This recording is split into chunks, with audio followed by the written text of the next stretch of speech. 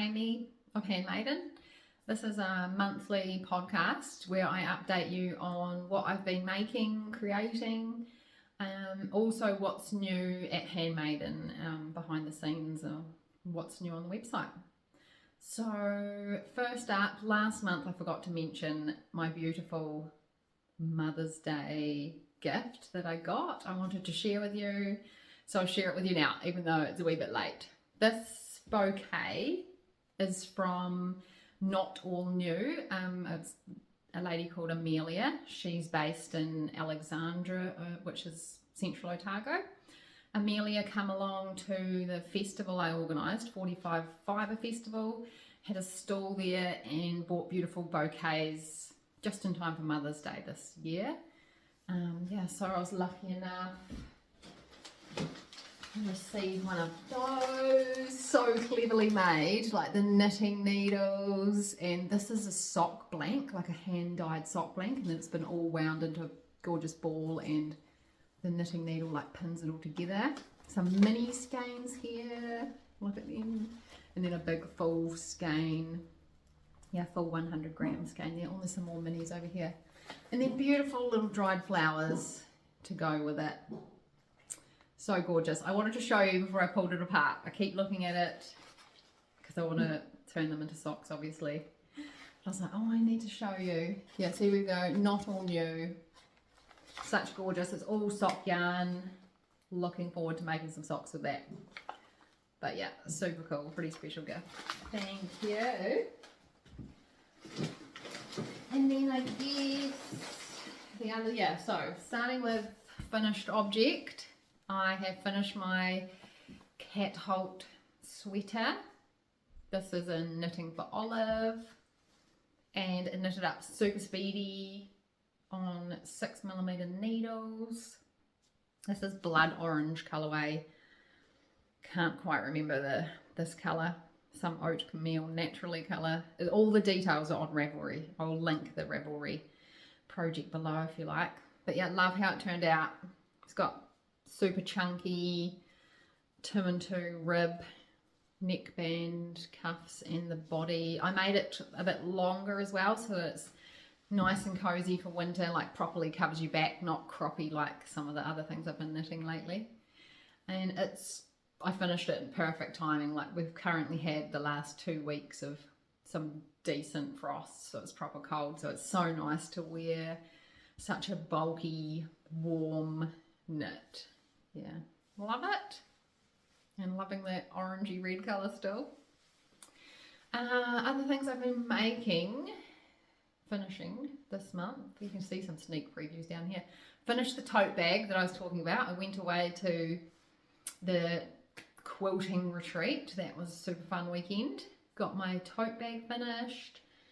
And I also on Instagram saw these cute little dragons.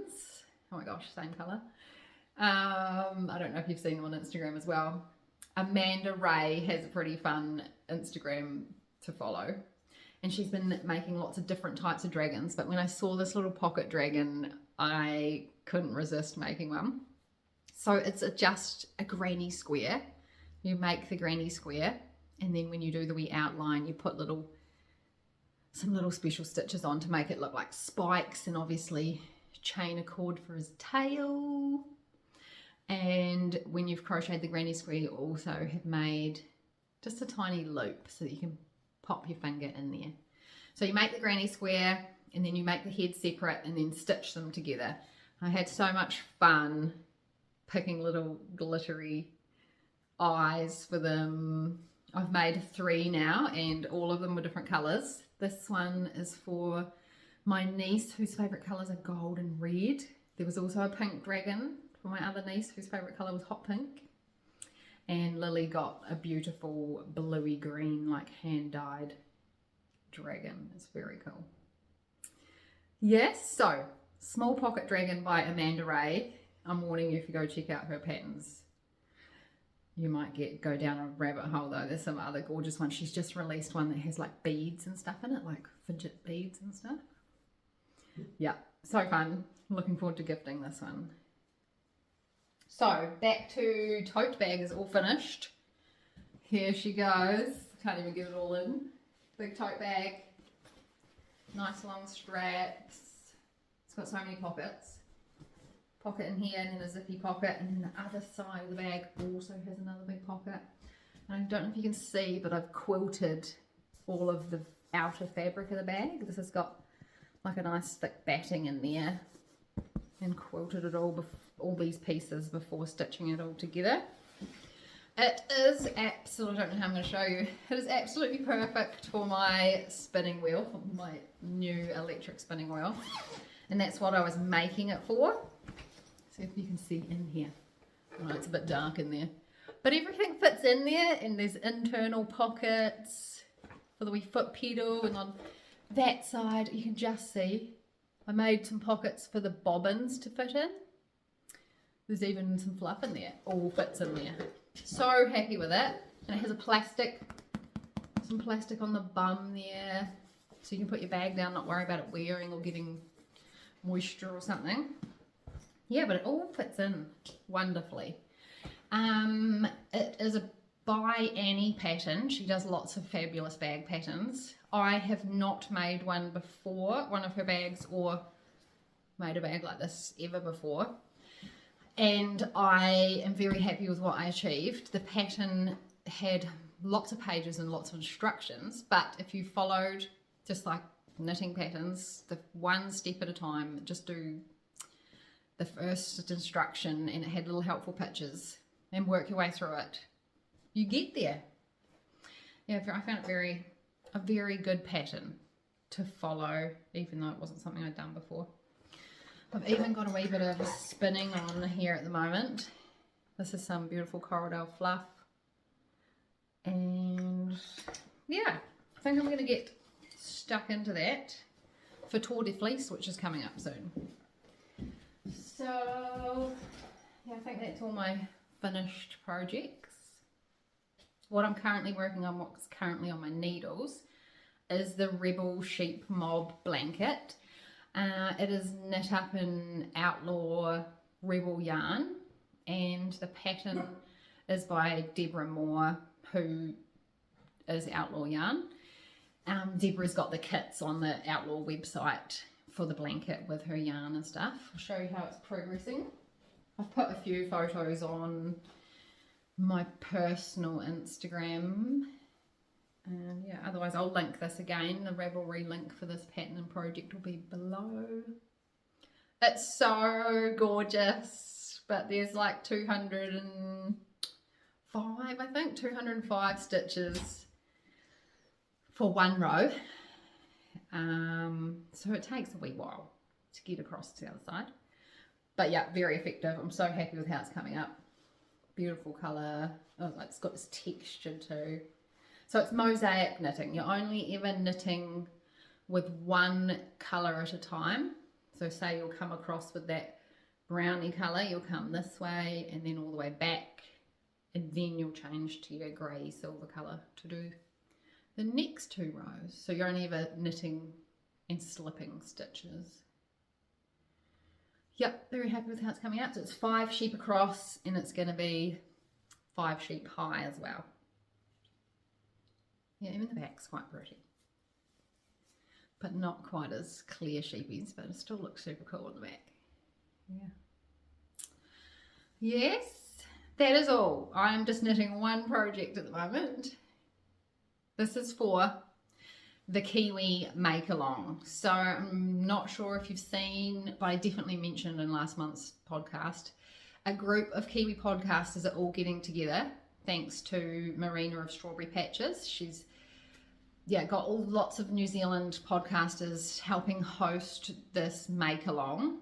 And the idea is to use New Zealand yarns and also New Zealand patterns, but anything goes, like felting, weaving, knitting, crochet, anything fibery goes, and right down to even just supporting New Zealand indie dyers. It doesn't necessarily have to be the base yarn is New Zealand wool, but yeah, so if you want to be part of it, you hashtag Kiwi Kiwimal,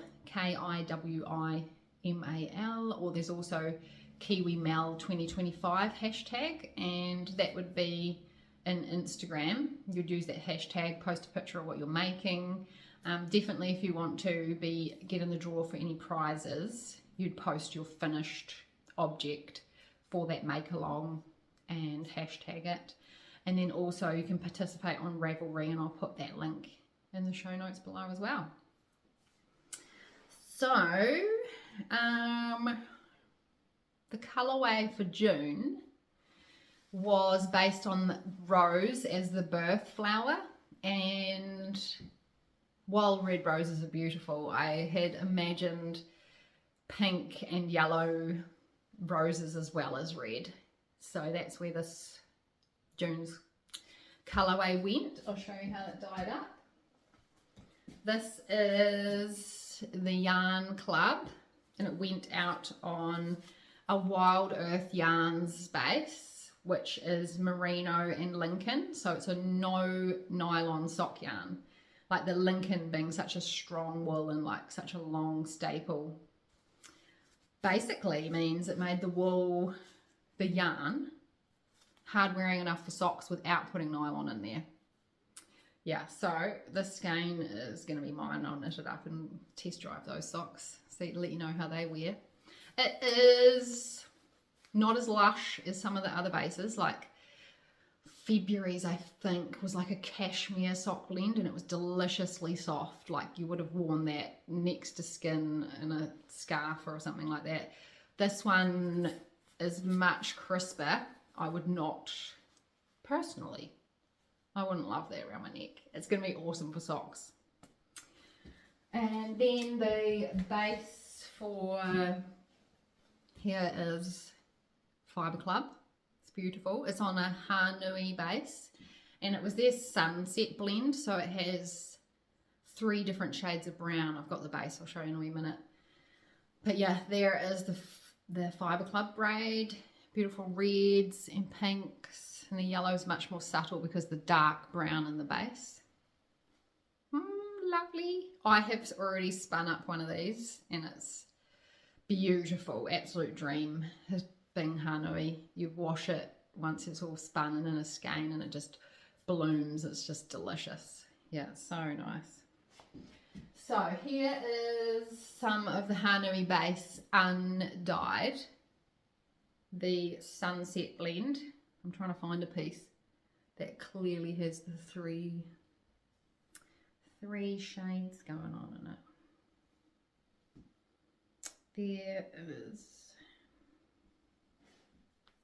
Maybe here. Yeah, there you go. So there's quite a dark brown, a medium brown, and a much lighter one. So yes, 3 shades of brown in that sunset blend. And dyed up super fun because the colours obviously took differently in the different colours. You can kind of see there the 3 colours that are in there. Beautiful. Thanks, Harriet. Hanui. Dyed up lots of that gorgeous fluff. What else is new? There's a few new things on the website. Definitely some Gobstopper balls, actually. Gobstopper balls. Here's just a couple. Nice, matching lollipops. And that one. So you'd have to go scope out both listings. This is the sparkle base, and there's new ones been added to that one. And then this is the everyday sock. So it doesn't have the silver stellenia in it. And there's new colourways, Gobstopper balls added for that as well. And then apart from those, I had made some stitch markers. I've put these wee glass stars on there before. But these ones, I've done different shade sets. So greens and blues and yellows. So pretty. I don't know if you can hear them, but thin glass, they make such a pretty noise. And they sit so nicely, being a wee bit heavier, like the glass weight of them. There's 8 in each set of those ones. And then the other markers are like semi-precious stones, and these are on the lever back clasps. So semi-precious sweet, they're crystals on the lever back, and there's 5 in each set. Pinky, and then greeny ones. Pretty. It's always so hard to show them. And keeping with the green and pink theme, these cute little enamel books. Also on the same gold lever back markers. Too cute. Yeah, so I feel like that is possibly all that's new with me. I've definitely been thinking more about Tote Fleece, which is starting soon. And the idea is to just spin every day. I participated in a team last year and loved it. It got me spinning every day. Even when I couldn't be at my wheel, I'd have my spindle and I'd be out drop spindling or whatever I could actually manage for a few minutes. So I think I'd really like to do that again and work through my stash of fibre. Yeah, I'll make sure I put some fresh fibre on the website, some fresh braids. So if you do need some fibre for Tote Fleece, that's where it'll be. Otherwise, maybe I make a group, like a Facebook group or something, and we can all hang out and chat in there and share what we're doing for Tote Fleece and what we're spinning. Yeah, what you manage each day. Yeah, thanks for watching, and I'll see you next month. Yeah, take care.